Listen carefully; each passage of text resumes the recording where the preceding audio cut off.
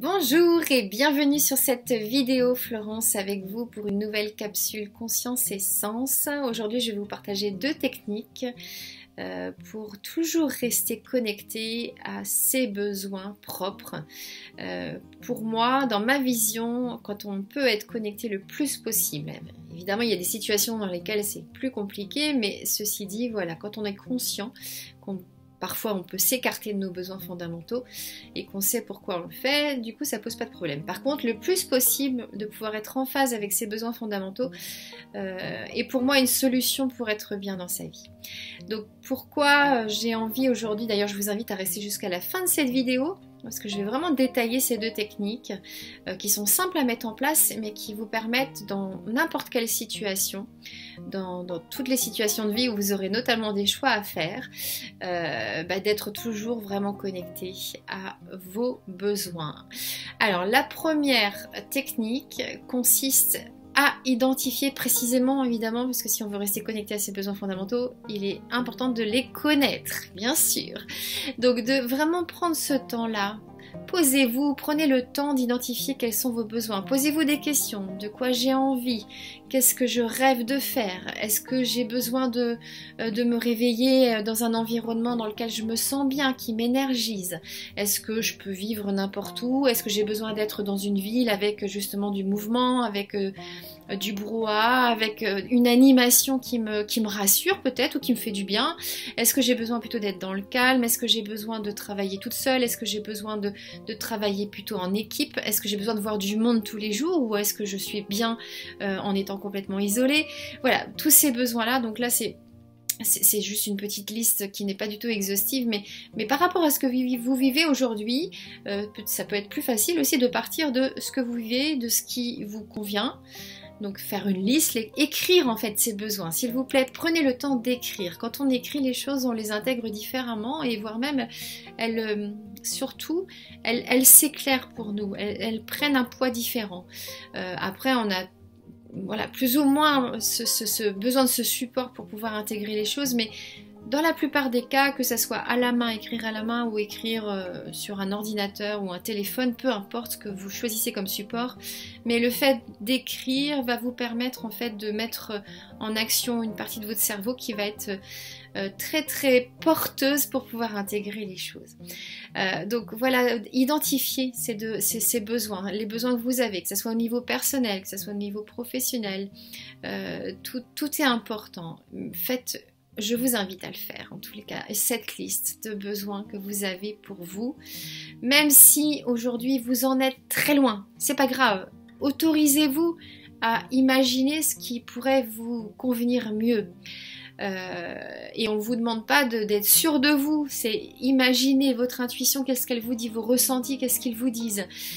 C'est vraiment de pouvoir en fait laisser parler votre âme complète, même votre corps avec ses sensations, pour pouvoir vraiment identifier précisément vos besoins fondamentaux qui sont les vôtres, qui sont profonds, pas ceux qu'on vous a transmis par éducation ou qu'on vous a martelé en tête en vous disant voilà c'est comme ça qu'on doit vivre, voilà on trouve un travail, on achète une maison, on s'installe, on fait des enfants, on est dans une ville, voilà.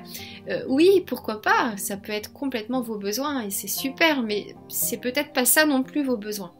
Donc l'idée c'est vraiment d'essayer d'aller chercher au fond de vous quels sont ces besoins qui vous sont propres, qui sont vraiment, même s'ils peuvent déranger les autres, ben c'est pas grave. Là, l'idée c'est déjà de les identifier et de pouvoir voilà, les mettre à plat et se dire voilà, ils sont là.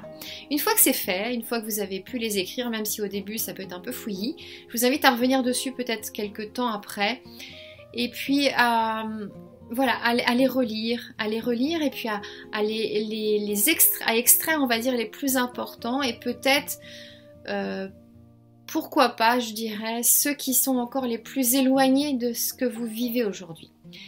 Et là, du coup, sous forme d'une petite feuille, un petit truc que vous mettez dans votre sac, dans votre portefeuille, peu importe où, mais en tout cas quelque chose qui vous suit ou que vous pouvez voir régulièrement sur un petit papier, donc ce petit papier qui va vous suivre partout, d'écrire les plus importants et peut-être aussi certainement ceux qui sont les plus éloignés de ce que vous vivez aujourd'hui. Pourquoi ça? Tout simplement parce que on fonctionne un peu comme un GPS, c'est que quand on a voilà, en tête une direction dans laquelle on veut aller, que c'est fort, peut-être qu'on peut même l'imager, ce besoin-là, si c'est possible. Du coup, quand on a mis en place ça, eh bien, inconsciemment, on fait des choses, on met des actions en place qui vont aller dans ce sens-là. Et ce qui fait que progressivement, ça peut prendre du temps, mais c'est pas grave. Si c'est important pour vous, vous y irez quand même, même si ça prend du temps. Bien du coup, on avance vers cet objectif de répondre à ce besoin précisément. D'où l'intérêt de ne pas en mettre trop non plus, de vraiment refaire ressortir dans un premier temps les principaux. Et puis quand on voit que finalement on est sur le chemin d'y aller, peut-être d'en ajouter d'autres, s'il y en a encore d'autres qui sont très importants et qui ne sont pas encore assouvis. Donc ça, c'est vraiment quelque chose que je trouve primordial dans la possibilité justement d'avancer le plus possible vers ses besoins. Après, l'autre technique, la deuxième technique que je voulais partager avec vous, c'est que dans la vie, en fait, on a toujours des choix à faire, des décisions à prendre et on est tous pareils. Et parfois, on ne sait pas trop. On ne sait pas trop, on peut être indécis, on peut avoir du mal à faire un choix, à prendre une décision. Et pour moi, la meilleure décision qui sera prise, ce sera celle qui sera déjà prise avec un peu de hauteur, pas forcément dans le feu de l'action, mais surtout aussi qui va, enfin, si vous prenez du temps justement pour pouvoir, enfin si, après on en a plus ou moins du temps, hein, mais en tous les cas, autorisez-vous à vous prendre un petit peu de temps pour vous poser la question. Est-ce que si je prends cette décision, est-ce que si je fais ce choix-là, est-ce que mon besoin principal que j'ai identifié par rapport aux conséquences de ce choix va être assouvi? Est-ce que je ne vais pas m'en éloigner? Est-ce que je vais plutôt m'en rapprocher? Si par exemple on vous propose je vais prendre un exemple concret, un poste avec des responsabilités, avec voilà, beaucoup on va dire de pression, alors que vous savez que votre besoin c'est plutôt d'être tranquille, de pouvoir avancer à votre rythme, clairement, même si ça peut être tentant parce que du coup ça permet aussi de progresser, de se donner de la valeur, peut-être de développer un peu sa confiance en soi. Il y a des supports professionnels justement avec des promotions comme ça et plus de responsabilités qui peuvent être attirants parce qu'ils vont nous faire aller dans un endroit qu'on a aussi envie de développer, c'est-à-dire un peu plus de confiance en soi, un petit peu plus on va dire de responsabilité, et c'est ok, sauf que ça c'est l'objectif. Maintenant, si dans le quotidien, le chemin justement qui va vous mener à plus de responsabilité et plus de confiance en vous, mais si ça vous bouscule trop, si c'est pas du tout en accord avec finalement votre besoin de calme et d'avancer à votre rythme, il y a forcément un moment où ça va pas bien se passer pour vous, quoi. Donc c'est ce genre de choix qui sont pas toujours faciles à faire parce qu'on peut être attiré par quelque chose et en même temps quand on a vraiment conscience de son besoin très fort, profond, on peut se dire que finalement ça risque de nous déstabiliser complètement et au final ne pas du tout nous amener vers l'objectif qu'on imagine pouvoir atteindre avec cette promotion par exemple. Donc voilà, c'est important en fait de toujours, dans toutes les situations qu'on a, alors là je vous ai donné un exemple professionnel, mais ça peut être aussi dans des choix personnels, de toujours se connecter, de rester en fait en conscience des besoins qu'on a. Si on accepte de rendre un service à quelqu'un, est-ce que le besoin qu'on a à ce moment-là, ou le besoin fort de notre être profond, est-ce qu'il va être assouvi ou est-ce qu'on va s'en écarter? Alors parfois on peut accepter aussi, par exemple je repars sur la notion de service, on peut accepter de rendre un service tout en sachant que effectivement on va s'éloigner de nos besoins, mais c'est pour faire plaisir, on sait pourquoi on le fait, on sait que c'est ponctuel, on sait qu'on s'embarque pas dans quelque chose qui va nous mettre dans une situation où on va être mal parce que justement on va plus être du tout dans l'assouvissement de nos besoins. Donc quand on accepte quelque chose comme ça, alors qu'on sait qu'effectivement ça ne va pas répondre à nos besoins. Si on sait pourquoi on le fait, c'est ok, bien sûr que oui, bien sûr que ça nous arrive tous de s'écarter, de nous écarter de nos besoins fondamentaux pour des raisons qui nous semblent importantes pour nous. Mais je parle plutôt des situations qui notamment nous engagent sur du long terme, qui nous enferment dans quelque chose qui pourrait ne pas nous permettre de répondre à nos besoins forts.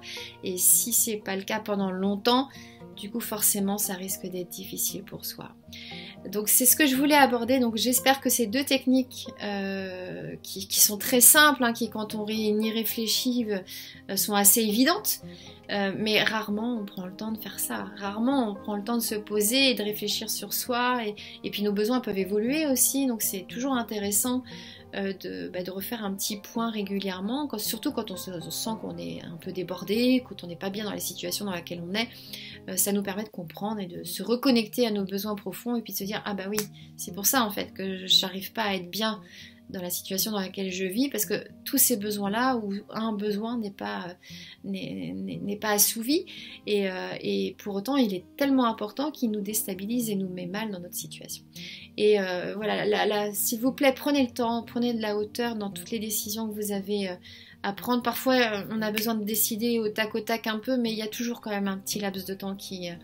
même si c'est 5 minutes dans les toilettes, mais qui nous permet à un moment de se dire ok, c'est comme ça, de faire le point et de toujours rester connecté à ses besoins, et de savoir si en acceptant telle ou telle chose ou en faisant tel ou tel choix, on va pas s'enfermer dans une situation sur du plus ou moins long terme qui va nous pénaliser plus que nous apporter. Et ça c'est vraiment de la connexion à soi, et c'est pour autant pas de l'égoïsme non plus. C'est vraiment de trouver les bases minimum qui nous sont nécessaires pour pouvoir être bien avec soi, et quand on est bien avec soi, on peut être bien avec les autres, et donc du coup penser aux autres. Donc voilà ce que je voulais partager avec vous. Je vous remercie pour votre écoute. Je vous invite à partager en commentaire vos expériences, vos questions, vos idées, tout ce que vous avez à partager. J'y répondrai avec grand plaisir. Prenez bien soin de vous. Ciao ciao.